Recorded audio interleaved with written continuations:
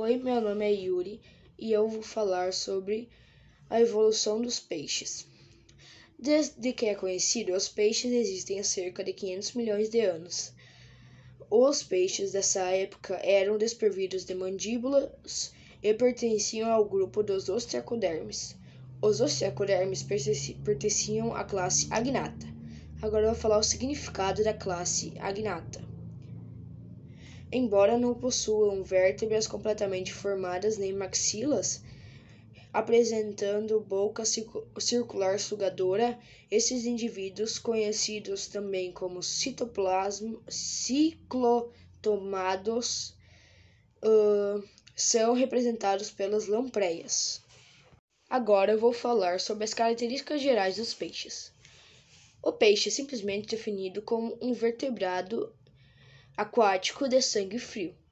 Possui coluna vertebral, vive na água e sua temperatura sanguínea se equilibra ao ambiente. A maioria dos peixes respira por brânquias ou guelras, se locomovem por meio de nadadeiras e se reproduz pondo ovos. O corpo é coberto por escamas protetoras. Muito obrigada pela sua atenção, um ótimo dia a todos. Agora eu vou falar sobre os peixes cartilaginosos. Os condrictes, também conhecidos como os peixes cartilaginosos, são representados por tubarões, arraias e quimeras. Existem cerca de 1000 espécies de condrictes, sendo tubarões e arraia os grupos mais diversos, seguidos pelas quimeras. A maior das espécies de condrictes é marinha. A principal característica desses organismos é que eles possuem um esqueleto constituído por cartilagem, embora possam ser impregnados com cálcio.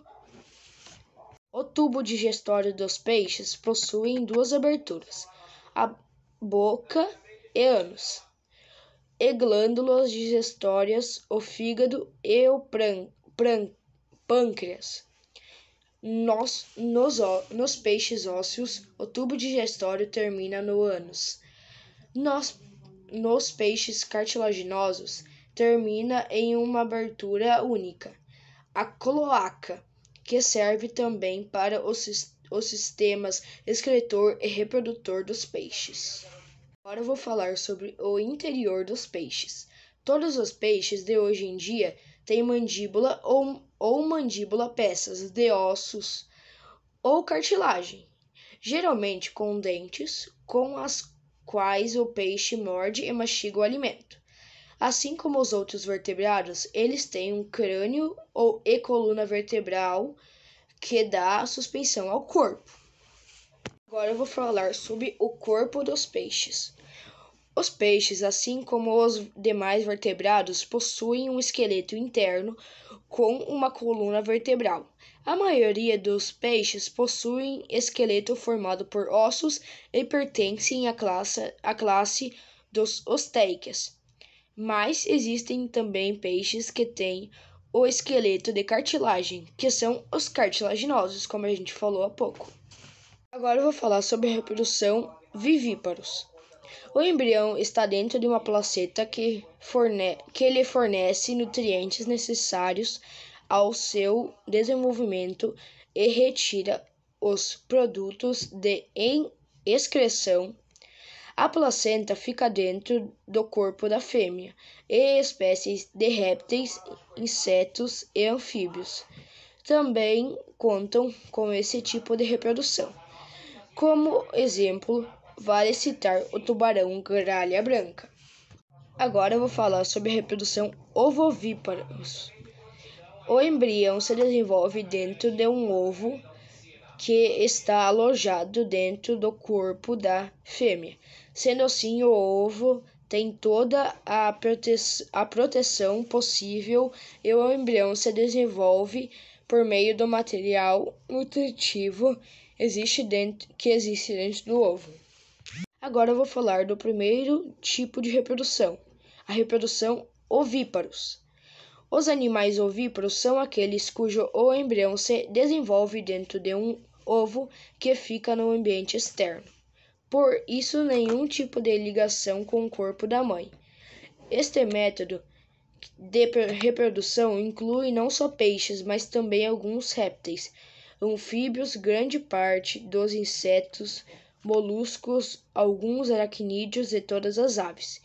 Por exemplo, um animal ovíparo é o peixe jurupoca. Agora eu vou falar sobre a reprodução dos peixes. A reprodução dos peixes pode ser em diferentes tipos, sendo que eles são classificados conforme a maneira que os filhotes nascem. São ovíparos, vivíparos ou ovivíparos, além de existir espécies hermafroditas ou com reprodução assexual. Agora eu vou citar algumas espécies nativas do rio Taquari. A maioria das espécies de pintados, judiás, lambaris, traíras e joaninha, todo de tamanho pequeno e médio. Outras adaptações à vida aquática são as nadadeiras e caudas, auxiliadas pelos movimentos sinuosos e ondulantes do corpo. Elas impulsionam o peixe e dão equilíbrio e servem também para de freio para o movimento.